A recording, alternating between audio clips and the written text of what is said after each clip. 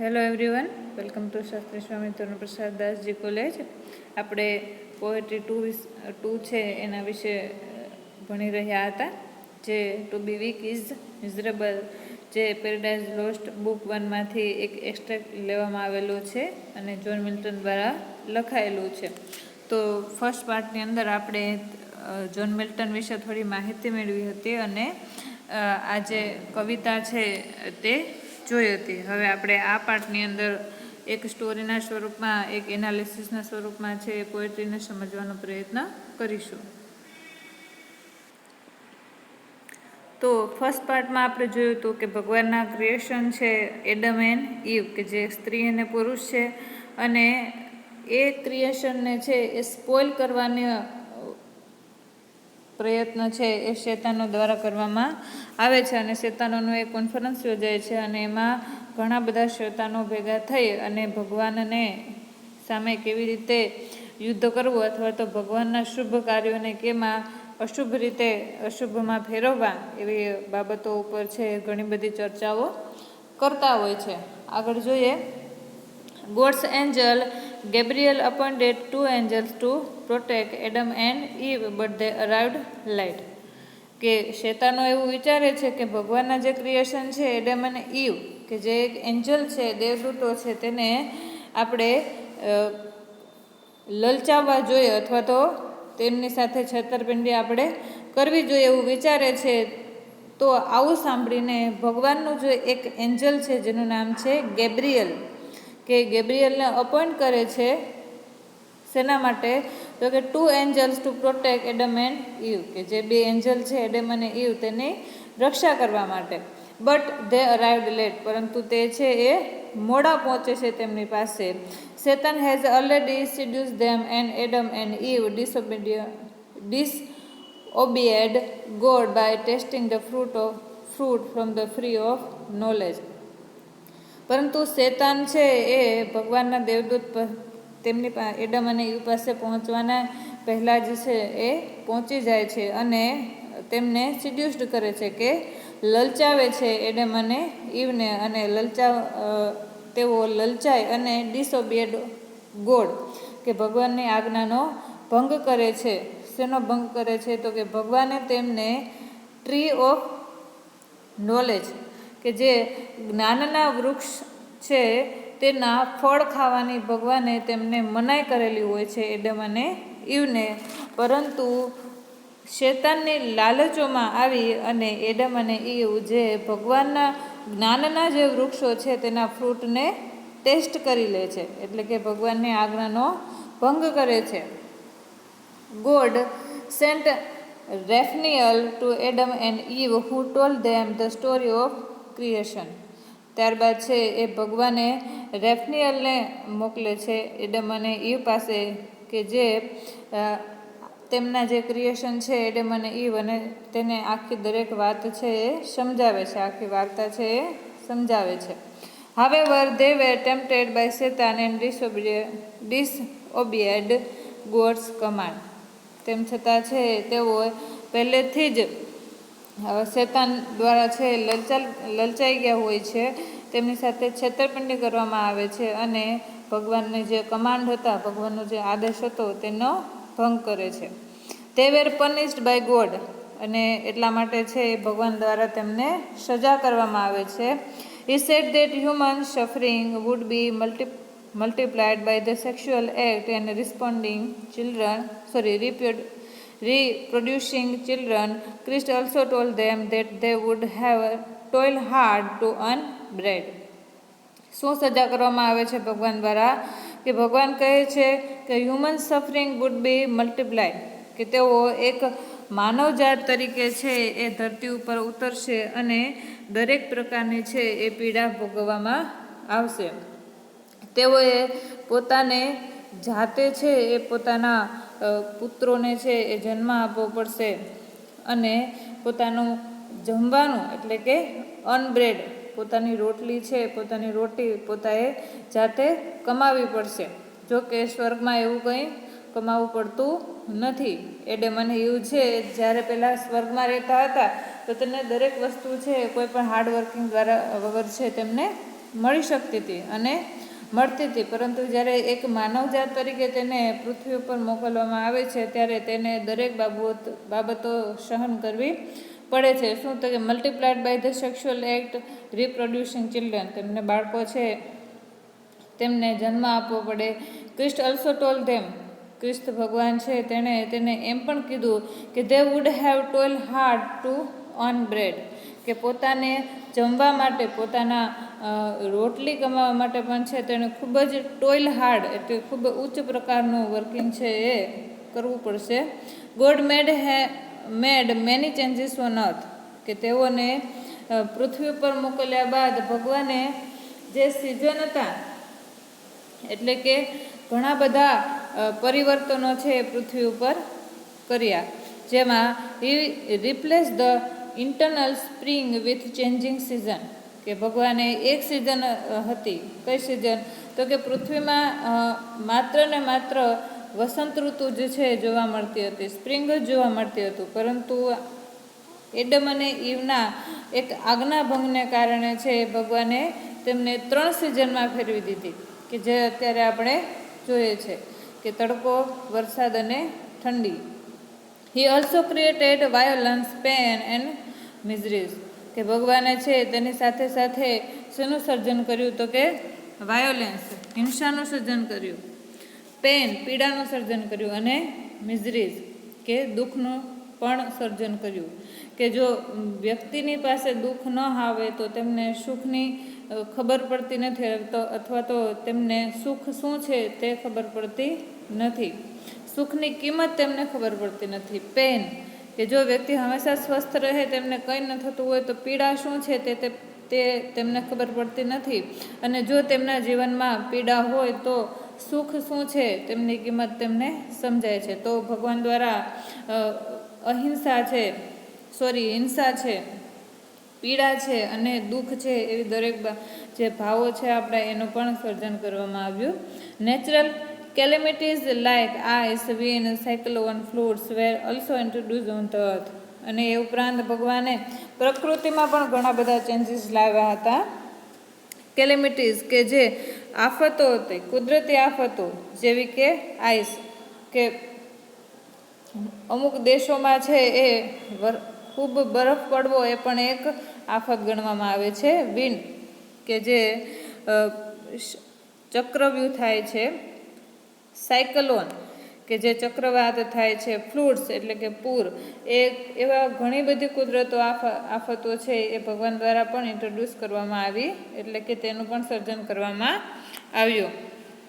Adam and Eve expelled from Eden to earth, કે ભગવાન છે એડમ એન્ડ ઈવ છે તેને ઈડનમાં ટુ અર્થ, કે તે જ્યાં રહેતા હતા એડમ એન્ડ ઈવ, તે સ્થળનું નામ હતું ઈડન, કે જે સ્વર્ગમાં હતું, ત્યાંથી તેમને અર્થ ઉપર, પૃથ્વી ઉપર છે એ હાંકી કાઢવામાં આવે છે તેમના આજ્ઞાભંગને કારણે.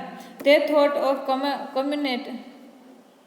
Of committing suicide, but Michael the angel sent by God gave them a new hope that finally mankind will be remedied by Christ, કે ઈડનમાંથી છે એ પૃથ્વી ઉપર એડમ અને ઈવને છે હાંકી કાઢવામાં આવે છે ભગવાન દ્વારા. તેથી તેઓ બંને છે એ સુસાઇડ કરવા છે એ જાય છે, કે પોતે હવે ભગવાનની આજ્ઞાનો ભંગ કર્યો તો હવે પોતે મરી જવું જોઈએ. બટ માઇકલ, કે જે એક ભગવાનનો એન્જલ છે, the angel sent by God, કે જે ભગવાન દ્વારા મોકલવામાં આવેલો છે, તેમની પાસે એક ન્યૂ હોપ, તેમની પાસે એક હોપ છે કે એ finally mankind will be remedied by Christ, કે જો ભગવાને જે પણ કાંઈ તેમને સજા આપેલી છે તેમાંથી તેમને બહાર આવવું હોય તો ફાઇનલી મેનકાઇન્ડ, કે માનવ જાતને જે પણ કાંઈ પીડાઓ છે તેમાંથી બહાર આવવું હોય તો તેનો માત્ર એક જ રસ્તો છે, એ છે ખ્રિસ્ત, કે ખ્રિસ્ત ભગવાનની પૂજા કરવી. Adam and Eve come on earth from paradise, કે એડમ અને ઈવ છે એ પેરેડાઇઝ એટલે કે જે સ્વર્ગ છે, પેરેડાઇઝનો અર્થ થાય છે સ્વર્ગ, કે સ્વર્ગમાંથી તેમને પૃથ્વી ઉપર લાવવામાં આવેલા હતા. They fail from original bliss of God to the present state of morality, guilt, shame and suffering.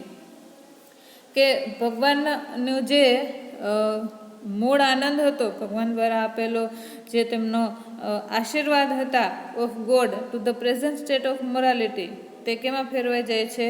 તો કે મોરાલિટી મૃત્યુદર, ગિલ્ટ એટલે કે દોષ, શેમ એટલે કે શરમ, એન્ડ સફરિંગ એટલે કે પીડામાં છે એ ફેરવાઈ જાય છે. Milton blended Renaissance humanism with puritanic thoughts. કે મિલ્ટન છે, જ્હોન મિલ્ટન, તેમણે અહીં પ્યુરિટન થોટ્સ એટલે કે જે તેમના એક જૂના અને એક ધર્મશાસ્ત્ર તરીકેના અથવા તો એક કવિ તરીકેના તેમના જે વિચારો છે તેના દ્વારા એક હ્યુમનિઝમ એટલે કે માનવ જાતમાં રેનેસા એટલે કે નવજાગૃતિ લાવવાનો પ્રયાસ કર્યો છે. Milton style is called grand style which is full of loftiness and elevated language. કે મિલ્ટનની શૈલી છે તેને એક ભવ્ય શૈલી પણ કહેવામાં આવે છે, કે જેમાં ફૂલ ઓફ કે ખૂબ જ ભરપૂર ભરેલું હોય છે. શું? તો કે લોફ્ટીનેસ એન્ડ એલિવેટેડ લેંગ્વેજ, કે એક ઉમદા અને ઉન્નત ભાષાનો તેમાં છે ઉપયોગ કરવામાં આવેલો હોય છે, કે જે સમજવા પણ તમને છે ખૂબ જ ડિફિકલ્ટ લાગી શકે છે, પરંતુ અહીંયા હું તમને સરળતાથી સમજાવવાનો પ્રયત્ન કરીશ. આગળ જોઈએ.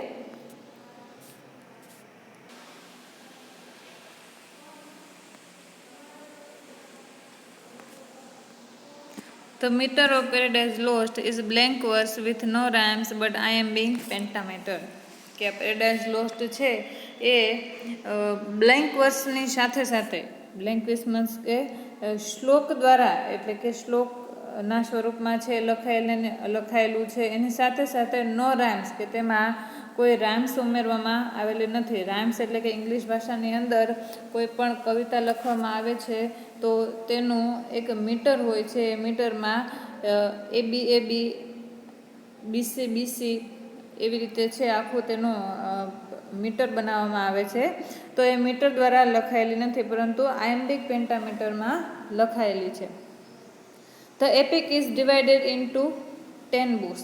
કે આ જે પેરેડાઇઝ લોસ્ટ નામનું મહાકાવ્ય છે તે 10 બુકમાં વિભાજિત કરવામાં આવેલું છે. મિલ્ટન્સ ડિક્શન is heavily લેટિન્સ્ડ and classic.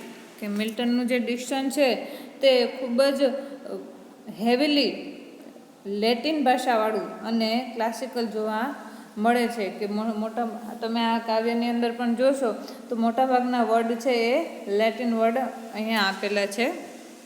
The most obvious theme of Paradise Lost is to justify the fall of man, God's punish and the path of salvation. કે મોસ્ટ ઓબ્વિયસ થીમ, કે આની ખૂબ જ સ્પષ્ટ એક થીમ આપણે જોઈએ, કથા વસ્તુ જોઈએ પેરેડાઇઝ લોસ્ટનું, તો એ છે કે to justify the fall of man, God's punished and the path of salvation. શું છે? તો કે માણસ ફોલ ઓફ મેન, માણસનું જે પતન છે, ભગવાનની જે સજા છે, અને પાથ ઓફ સાલ્વેશન અને મુક્તિનો જે રસ્તો છે તેને અહીંયા જસ્ટિફાય કરવામાં આવેલું છે, અથવા તો તેની કથા વસ્તુ છે આપણે કહી શકીએ. The epic justifies how God is right in his treatment of man. અને એપિકને જસ્ટિફાય કરી શકીએ આપણે કે ભગવાને કેવી રીતે માણસને સજા આપી અને એક ટ્રીટમેન્ટ કરી છે તેમની માટે, અને તે જે રસ્તો છે ભગવાનનો એ કેટલો યોગ્ય છે. Milton emphasis on man's sin that brought about his fall. કે અહીંયા જ્હોન મિલ્ટને છે એ એમ્ફેસિસ એટલે કે ભાર મૂકવો ઓન મેન્સ સિન, સિનનો અર્થ થાય છે પાપ, કે માણસના જે પાપ છે તેના ઉપર ખૂબ જ ભાર મૂક્યો છે. કે બ્રોટ અબાઉટ હિઝ ફોલ, કે તેમનું પતન છે એ કેવી રીતે થાય છે, અથવા તો તેમના પાપ જ છે કેવી રીતે તેમને પતન તરફ લઈ જાય છે. Milton believed in orthodox. કે જ્હોન મિલ્ટન છે એ રૂઢિવાદી વિચારધારામાં માને છે. ઓર્થોડોક્સ આઈડિયા ઓફ રેડેમ્પશન, કે જે ઓર્થોડોક્સમાં માને છે રિડેમ્પશન એટલે કે જે વળતરની એક બાબત છે, એટલે કે આપણે જેવું કરીએ છીએ એવું જ આપણને મળે છે. જો આપણે ગલત કરીએ છીએ તો આપણને એવું જ ફળ આપણને મળે છે. આપણે કૃષ્ણ ભગવાને પણ કહ્યું છે કે જેવું તમે કરશો એવું જ તમારી પાસે આવશે. તો અહીંયા પણ છે એ જ વિચારધારા દર્શાવવામાં આવી છે. It is a mental pilgrimage, the loss of one paradise but regain another paradise within ourself. કે અહીંયા એ કહેવામાં આવેલું છે કે મેન્ટલ પિલગ્રિમેજ, કે આ જે છે એ એક માનસિક યાત્રા છે. પિલગ્રિમેજનો અર્થ થાય છે યાત્રા, કે આ એક માનસિક યાત્રા છે કે જેમાં the loss of one paradise, કે ભગવાનનું જે સ્વર્ગ હતું તેમાંથી તેનો તે લોસ કરે છે, કે એક સ્વર્ગ તે ગુમાવે છે પરંતુ તેમની અંદરનું જે સ્વર્ગ છે એ તમને મળે છે. Milton has portrait the character of Satan as heroic, કે મિલ્ટન અહીંયા છે એ જે શેતાનનું કેરેક્ટર છે તેને એક હિરોઇક કેરેક્ટર તરીકે દર્શાવેલું છે. It is the most interesting character in the poem, અને આ પોયમની અંદર શેતાનનું જે પાત્ર છે એ ખૂબ જ રસપ્રદ જોવા મળે છે. Milton's grand poetic style Satan up as heroic in book 1 and 2 of Paradise Lost, કે મિલ્ટનની પેરેડાઇઝ લોસ્ટ બુક છે 1 and 2, કે જેમાં શેતાનને એક હિરોઇક પાત્ર તરીકે દર્શાવવામાં આવેલું છે એક કાવ્યાત્મક શૈલીમાં. ગ્રેન્ડ પોએટિક સ્ટાઇલ મીન્સ કે એક કાવ્યાત્મક શૈલીમાં છે, ભવ્ય કાવ્યાત્મક શૈલીમાં છે એ શેતાનનું પાત્ર છે દર્શાવવામાં આવેલું છે.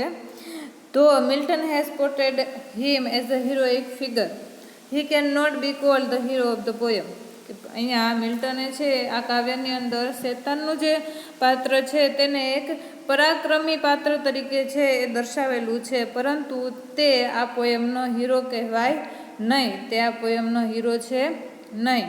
Four Milton, Satan is the enemy of God who commit crime against God and challenge the very nature of the universe. કે માટે અહીં મિલ્ટન કહે છે કે Satan is the enemy of God, કે શેતાન છે એ ભગવાનનો દુશ્મન છે કે જે ભગવાન સામે ગુનો કરે છે. And challenge the very nature of the universe, કે જે બ્રહ્માંડની જે પ્રકૃતિ છે તેની સામે પડકાર રાખે છે અથવા તો તેને પડકારે છે. He attempt to destroy his hierarchy of heaven through his rebellion, કે શેતાન છે અહીંયા ભગવાનનો જે વંશ છે તેને ડિસ્ટ્રોય કરવાનું. હાયરાર્ચીનો અર્થ થાય છે વંશ, ડિસ્ટ્રોય એટલે કે નાશ કરવો, કે સ્વર્ગની અંદર ભગવાનનો જે વંશ છે તેને નાશ કરવાનો પ્રયત્ન કરે છે થ્રુ હિઝ રિબેલિયન, કે એના કોઈ પણ બળવા દ્વારા. તો આ જે પોઈન્ટ છે, આ જે કાવ્ય છે તેનું એનાલિસિસ આપણે આ પાર્ટમાં અહીં સુધી રાખીએ. ત્યારબાદ આપણે પાર્ટ 3ની અંદર નેક્સ્ટ સ્ટોરી છે એ જોઈશું અને થોડી માહિતી મેળવીશું.